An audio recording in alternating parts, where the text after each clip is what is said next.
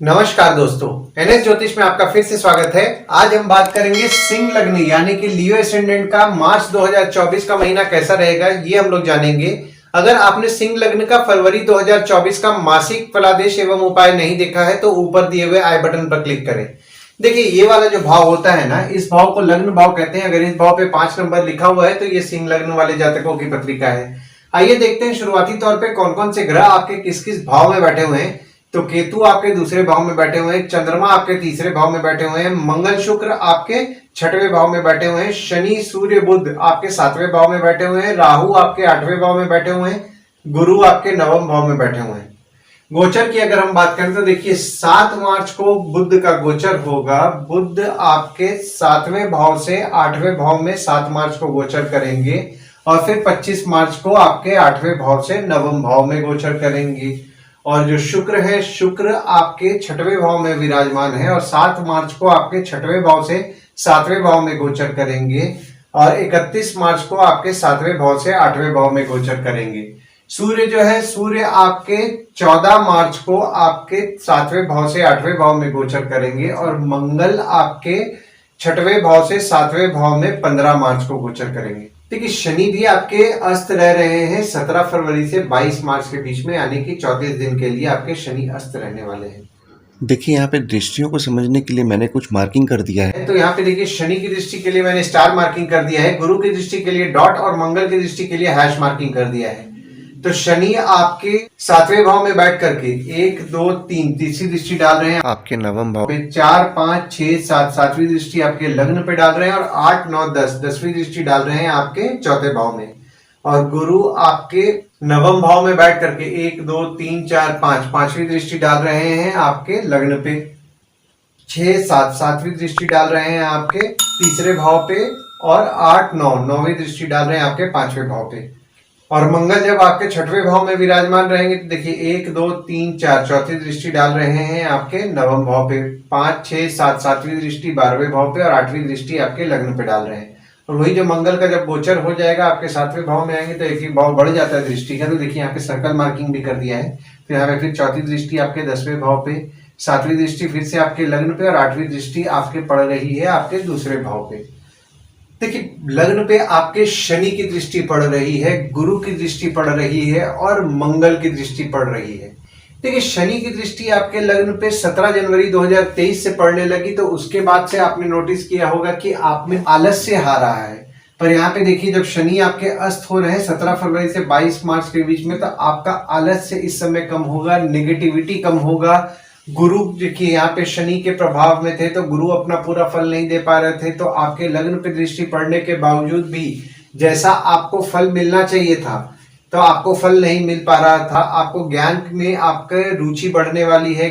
22 अप्रैल से आप ज्ञान ग्रहण भी कर रहे हैं। देखिए, यहाँ पे मंगल की दृष्टि 5 फरवरी से पड़ रही है तो आपको क्रोध ज्यादा आएगा, तो यहाँ पे आपको क्रोध पे नियंत्रण रखना है।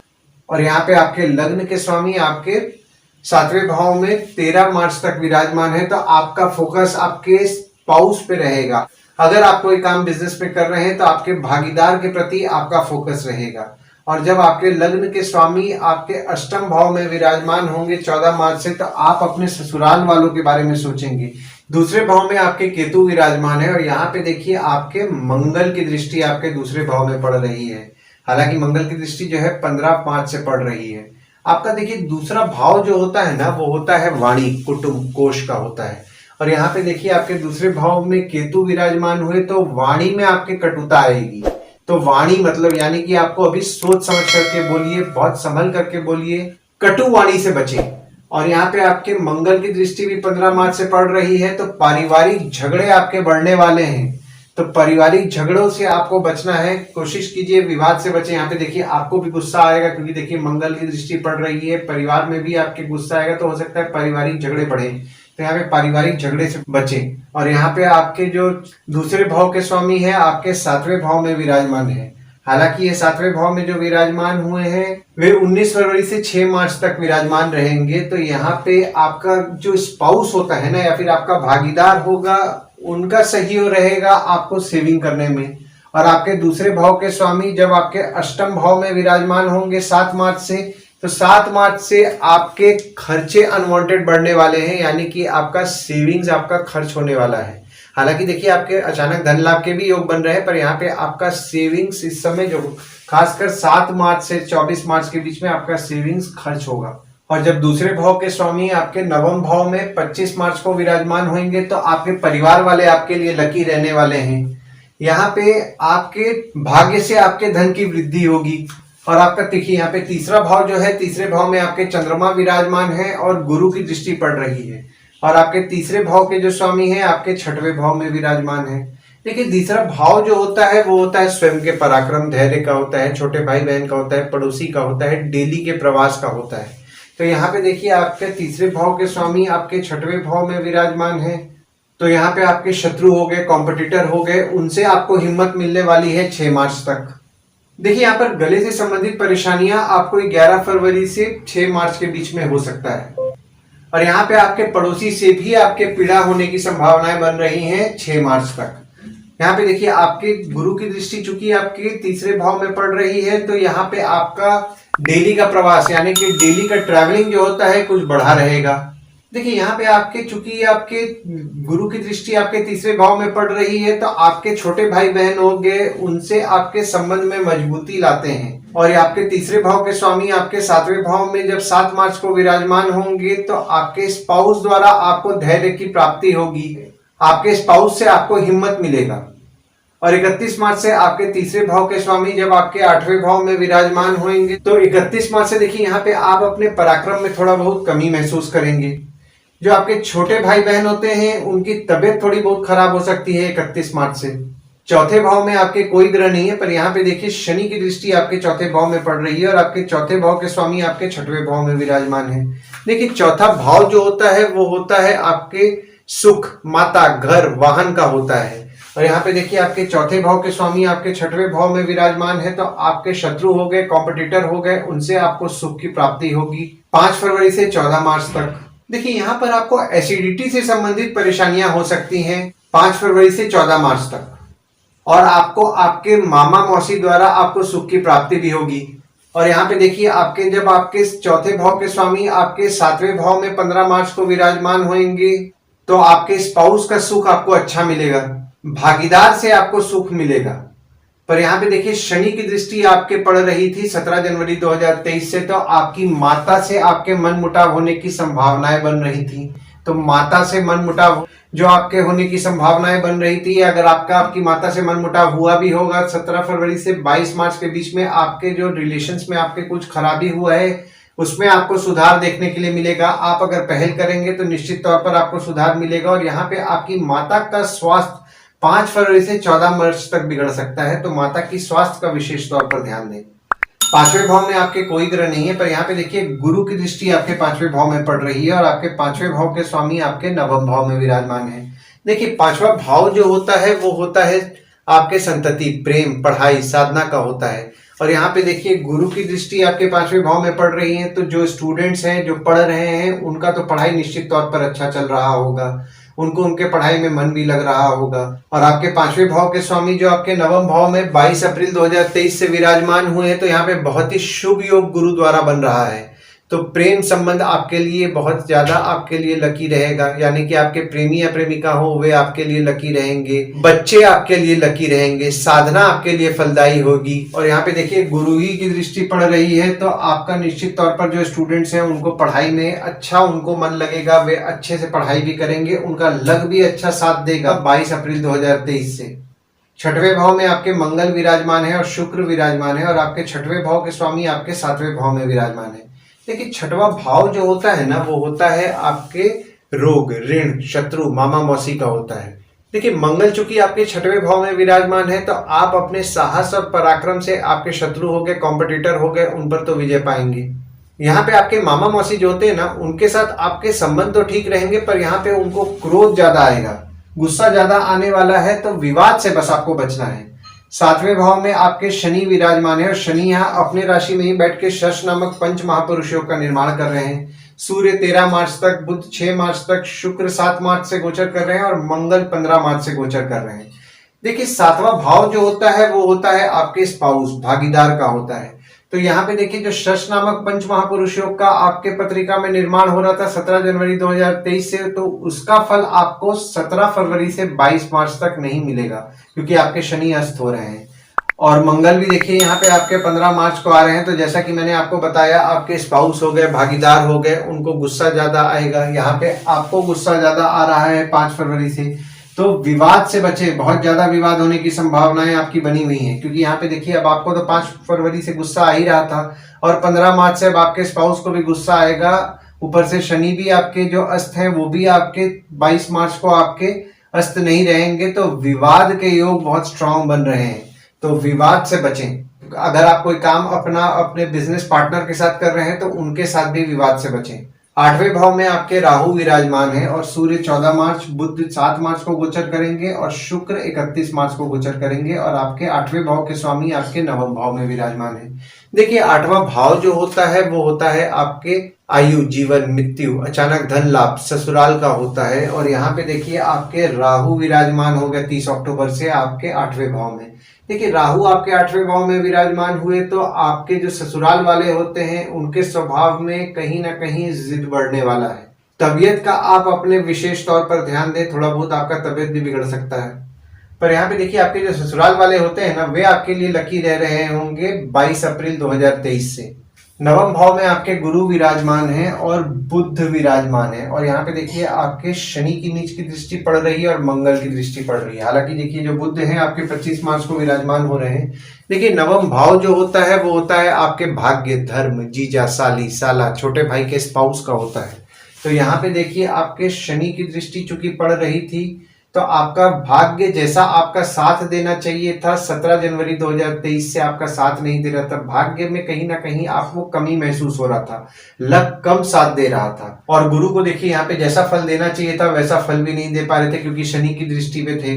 तो यहाँ पे देखिए आपका भाग्य जो है वो आपका अभी आपका साथ बढ़ेगा, खासकर जब शनि अस्त हो जाएंगे 17 फरवरी से 22 मार्च, यानी कि 34 दिन के लिए आपका भाग्य आपका अच्छा साथ देगा। और आपके 9वें भाव के स्वामी जो है आपके 6वें भाव में विराजमान है। तो यहाँ पे आपके 5 फरवरी से आपके शत्रु हो गए, मामा मौसी हो गए, वे आपके लिए लकी रहेंगे 5 फरवरी से 14 मार्च तक। और आपके 9वें भाव के स्वामी जब आपके 7वें भाव में 15 मार्च को विराजमान होंगे, तो यहाँ पे देखिए मंगल द्वारा आपके पत्रिका में केंद्र त्रिकोण राजयोग का निर्माण हो रहा है। तो यहाँ पर देखिए आपके स्पाउस और आपके भागीदारी से आपका भाग्य उदय होगा। 10वें भाव में आपके कोई ग्रह नहीं है, पर यहाँ पे देखिए मंगल की दृष्टि आपके 10वें भाव में पड़ रही है 15 मार्च से, और आपके 10वें भाव के जो स्वामी हैं आपके 6वें भाव में विराजमान है। देखिए 10वां भाव जो होता है वो होता है आपके बॉस, पिता, काम, ऑफिस का होता है। और यहाँ पे देखिए आपके 10वें भाव के स्वामी आपके 6वें भाव में 11 फरवरी से 6 मार्च तक विराजमान है। तो 11 फरवरी से 6 मार्च तक आपको आपके काम में रुकावटों का सामना करना पड़ेगा, बाधाएं आपके काम में आएंगी। देखिए यहाँ पर आप 11 फरवरी से 6 मार्च के बीच में आपको आपके काम में टफ कंपटीशन का सामना करना पड़ेगा, और आपका आपके काम में मन भी नहीं लगेगा। पर यहाँ पे देखिए जो लोग रोग उपचार से संबंधित काम कर रहे हैं ना, जैसे कि आपके डॉक्टर हो गए, या फिर मेडिसिन से संबंधित काम कर रहे हैं, या फिर कोई भी रोग से संबंधित काम कर रहे हैं, सिक्योरिटी सप्लाई से संबंधित काम कर रहे हैं, बैंक रिकवरी से संबंधित काम कर रहे हैं, तो उनके अच्छे लाभ के योग बन रहे हैं 11 फरवरी से 6 मार्च के बीच में। और 7 मार्च से जब आपके 10वें भाव के स्वामी आपके 7वें भाव में विराजमान होंगे, तो यहाँ पे अगर आप कोई काम अपना भागीदारी में अगर कर रहे हैं तो उससे आपको अच्छे यश की प्राप्ति होगी, और आपके काम में आपको यश भी मिलेगा। और आपके 10वें भाव के स्वामी जब आपके 8वें भाव में 31 मार्च को विराजमान होंगे, तो आपके पिता हो गए, उनकी स्वास्थ्य का आपको विशेष तौर पर ध्यान देना है। 31 मार्च के बाद पिता की स्वास्थ्य बिगड़ सकती है। आपके काम में कुछ बाधाओं का आपको सामना फिर 31 मार्च से आपको करना पड़ेगा। और 15 मार्च से देखिए यहाँ पे मंगल की भी दृष्टि पड़ने लगी, तो आपके बॉस हो गए, पिता हो गए, उनको गुस्सा ज्यादा आएगा, उनको क्रोध ज्यादा आएगा, ऑफिस का माहौल गर्म रहेगा। तो यहाँ पे आपको 15 मार्च के बाद कोई भी विवाद से बचना है, खासकर आपके बॉस हो गए, पिता हो गए, या ऑफिस में। 11वें भाव में आपके कोई ग्रह नहीं है, ना ही किसी ग्रह की दृष्टि पड़ रही है, और आपके 11वें भाव के जो स्वामी हैं आपके 7वें भाव में विराजमान है। देखिए 11वां भाव जो होता है वो होता है आपके आय, दोस्त, पहचान के लोग, बड़े भाई बहन का होता है। और यहाँ पे आपके 11वें भाव के स्वामी आपके 7वें भाव में विराजमान है। तो देखिए यहाँ पे आपके 11वें भाव के स्वामी चूंकि आपके 7वें भाव में 18 फरवरी से 6 मार्च तक विराजमान है। तो अगर आप अपना काम कोई भागीदारी में कर रहे हैं तो उनसे लाभ के योग बन रहे हैं। अगर आपकी स्पाउस वर्किंग है तो उनको भी अच्छे लाभ के योग बन रहे हैं 18 फरवरी से 6 मार्च के बीच में। और यहाँ पे देखिए, जब आपके 11वें भाव के स्वामी आपके 8वें भाव में विराजमान होंगे 7 फरवरी से 24 मार्च के बीच में, तो 7 फरवरी से 24 मार्च के बीच में इनकम में आपके बाधाओं का आपको सामना करना पड़ेगा। पर यहाँ पे देखिए, जो लोग गुड़ विद्या से संबंधित काम कर रहे हैं ना, उनको अच्छा लाभ होगा। और आपके जो बड़े भाई बहन होते हैं, दोस्त होते हैं, उनकी थोड़ी बहुत तबियत बिगड़ सकती है 7 मार्च से 24 मार्च के बीच में। और वही आपके 11वें भाव के स्वामी जब आपके 9वें भाव में 25 मार्च को विराजमान होंगे तो आपके भाग्य से आपके लाभ के योग बन रहे हैं 25 मार्च से। जो लोग यहाँ पे धार्मिक कार्य करते हैं ना, धार्मिक संस्था चलाते हैं या फिर धार्मिक कार्य कर रहे हैं, तो उनके अच्छे लाभ के योग बन रहे हैं 25 मार्च से। आपके 12वें भाव में देखिए, यहाँ पे आपके कोई ग्रह नहीं है, पर यहाँ पे मंगल की दृष्टि 15 मार्च तक पड़ रही है। और आपके 12वें भाव के स्वामी आपके 3रे भाव में विराजमान है 1, 27 और 28 तारीख को। देखिए, 12वां भाव जो होता है ना, वो होता है आपके खर्च, जेल, फॉरेन, हॉस्पिटल का होता है। और यहाँ पे आपके 12वें भाव के स्वामी चूंकि आपके 3रे भाव में 1, 27 और 28 तारीख को विराजमान रहेंगे, तो यहाँ पे आपके छोटे भाई बहन पर आपका खर्च बढ़ेगा। जो आप डेली का प्रवास करते हैं, डेली के प्रवास पे आपका खर्च बढ़ेगा। और 11 फरवरी से 6 मार्च के बीच में आपके स्पाउस के ऊपर आपका खर्च बढ़ेगा। आइए गुड डेट्स और बैड डेट्स के बारे में जान लेते हैं। तो गुड डेट्स वो डेट्स हो जाते हैं जिस दिन अगर आप कोई नया काम शुरू करना चाह रहे हैं, कोई कंपनी के साथ आपके एग्रीमेंट हो रहा है, कोई कंपनी में आपके ज्वाइनिंग हो रहा है, या फिर अगर आप कहीं बाहर जाने का भी प्लान कर रहे हैं, तो इस डेट्स को आप कंसिडर कर सकते हैं। तो डेट्स हो जाते हैं 1 तारीख से 6 तारीख, 9 तारीख, 10 तारीख, 13 से 16 तारीख, 22 तारीख, 23 तारीख, 29 से 31 तारीख। और वहीं बैड डेट्स में अगर आप कहीं बाहर जाने का प्लान कर रहे हैं, कोई कंपनी के साथ आपके एग्रीमेंट हो रहा है, कोई कंपनी में आपके ज्वाइनिंग हो रहा है, या फिर अगर आप कोई नया सामान भी खरीदना चाह रहे हैं, तो इस डेट्स को आप अवॉइड कीजिए। तो डेट्स हो जाते हैं 7 तारीख, 8 तारीख, 11 तारीख, 12 तारीख, 24 से 26 तारीख। इस डेट्स को आप कहीं लिख करके रख लीजिए ताकि आपके ध्यान में रहे। और उपाय में देखिए, आपका जो 9वां भाव है वो मंगल का है, तो अगर आप हनुमान चालीसा का पाठ नियम पूर्वक कर रहे हैं, सुंदर कांड का पाठ कर रहे हैं, ओम गणपते नमः का जाप कर रहे हैं, तो आपको निश्चित तौर पर अच्छा लाभ होगा। और देखिए, यहाँ पे आपके बुध भी विराजमान हो रहे हैं और गुरु भी विराजमान है। तो यहाँ पे अगर आप विष्णु राम कृष्ण की अगर आप पूजा करेंगे तो आपको 25 मार्च के बाद निश्चित तौर पर अच्छा लाभ होगा। और अभी आपको रेगुलर बेसिस पे साईं बाबा के मंदिर और आपको दत्त मंदिर तो जाना चाहिए। गुरुवार के दिन कोशिश कीजिए कि आप उनके मंदिर जाएं, उनकी आराधना करें, तो आपको अच्छा लाभ होगा। आशा करता हूं इस वीडियो में दी हुई जानकारी आपको पसंद आई होगी। अगर आप हमें YouTube पे देख रहे हैं और ये वीडियो आपको पसंद आया हो तो इस वीडियो को लाइक कीजिए, चैनल को सब्सक्राइब कीजिए और नोटिफिकेशन बेल जरूर दबाइए। और अगर आप हमें Facebook पेज पे देख रहे हैं तो Facebook पेज को लाइक कीजिए और फॉलो कीजिए। धन्यवाद दोस्तों, कल फिर मिलेंगे एक नए वीडियो के साथ।